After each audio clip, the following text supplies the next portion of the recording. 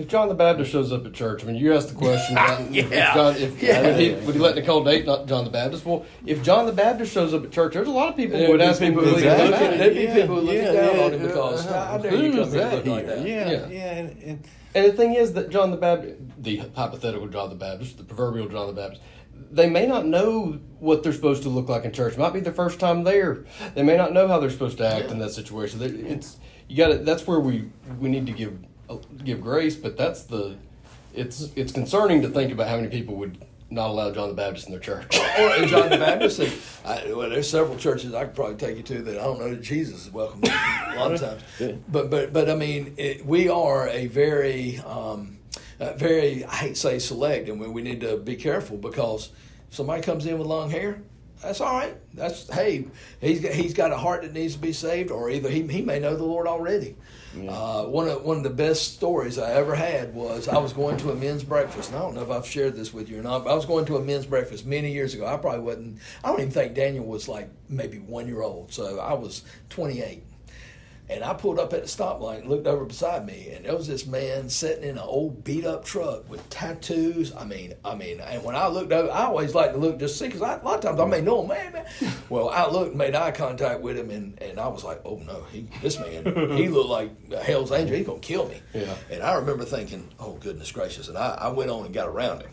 Next thing I know, he pulled in behind me, and then I pulled into the men's breakfast. He pulled in behind me. I said, oh, my Lord, I hope I didn't stare too long. This man's going to kill me. No, man. This man's going to kill me. He got up there and gave his testimony at this men's breakfast. And it was one of the best testimonies I ever heard. And afterwards, I went up to him. I said, dude, I was scared to death that you at the stoplight. I just want you to know that. He laughed, and we built a friendship. I went and ate at his house. He came over to ours a couple of times. But it was one of, I learned a lesson right then is you can't judge a book by the cover. Yeah. And I'm glad God doesn't judge a book by the cover. He looks at the heart. And that's what we need to be focusing on is, again, people say, man, you stepped on my toes. I'm not aiming for your toes. I'm aiming for your heart, because if God hits your heart with the word, that's when the change comes. Yeah, and I think a lot of times, if it ends up on this level, some things I'm doing, he thinks are wrong. But I'm not aware of it, or maybe I don't think it's wrong, and it's okay. Yeah, or I'm up here and he's down there. And give time to grow. Yeah. I mean, look, I don't expect my 18-year-old to know all the things of how to be an adult. I expect him to know quite a bit because he's an adult. At the same time, he's going to learn what a mortgage is and how to pay a mortgage and all those things. And just like that, when we look down on younger Christians as, no, we need to have grace with that and say, hey, they're going to be coming along. And I think that's one of the things I loved going back to Mr. Mickey.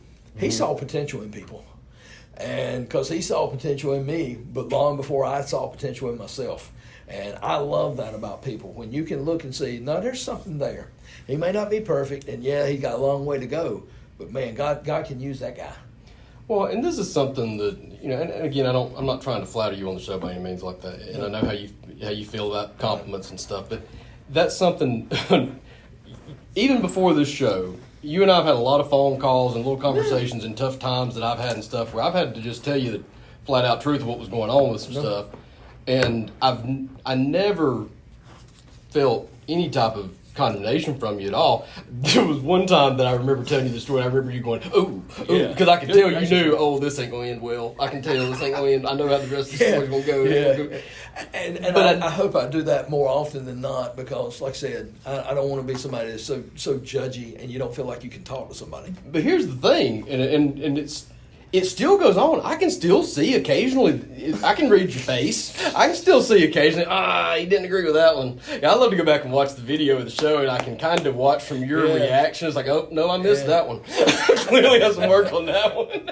I guess we need more of that, and I try to pay attention to it, and I think it's throughout this church. I'm trying. Yeah, exactly. And I think that it's it doesn't mean condoning it. You know what I mean? Because I've said plenty of stuff. I remember saying to you early on, I remember telling you when we had lunch to talk about the show one day, you kept using that phrase bulletproof, feel bulletproof. Right. And I remember you never said it, but I knew you didn't like that. Right. I could tell that was not landing with where you thought I needed to be thinking. But you took your time in letting me figure out what was wrong. You never explained to me why you had a problem with me saying that. Right. I eventually, I think, kind of started to piece it together, and I think might have even said to you, now I know why you didn't like me saying bulletproof. But you never really confronted it. You gently, well, how about this instead? Maybe it means this instead. And you just slowly massage that. That's the Lord then. That's the wisdom of the Lord. And that's, to me, I feel like in my life, that's what God has done with me. He's been gracious and kind. He's been patient. He's been loving and compassionate. At times he's had to be stern, but at the same time, I know it's always done with a wanting to see me progress and move and grow. And I think that's one of the things that being Christ-like. Christ every now and then jumped on the disciples, but he was very patient with those disciples. Because I tell you, there are times I read these disciples, I've been like, okay, you're out. Go. I can find another 12 because you 12 are totally botching this. But he was patient with them, and he grew them so that when he went and paid the price for our sins, and you get to the book of Acts, these men are totally different. And I think that's the thing I love about how God does with us. He's not a condemning, sending you, forget you. No, he works with us, and he's patient. Thank God he's patient. And because I know it took a long time to get through this thick head, but he does. And I've come to the conclusion the only time you can change somebody is when they're in diapers. After that, I like that. Just got to keep on. It's not you changing them. That's right. But you trust that the Lord is working in their life. You just pray for them and love them and let God change them. People came along beside me when I was younger, and being around, exposed to, and around folks that really love the Lord helped me. And they may from time to time say, "Now, Ben, you know better than that." Okay, I get that. Parents did that oftentimes, but for the most part, it was a loving, gracious kindness and compassion that people showed to me that made me realize, okay, that's what Christ is like, not some mean dictator that hates me and he puts up with me just for putting up's sake.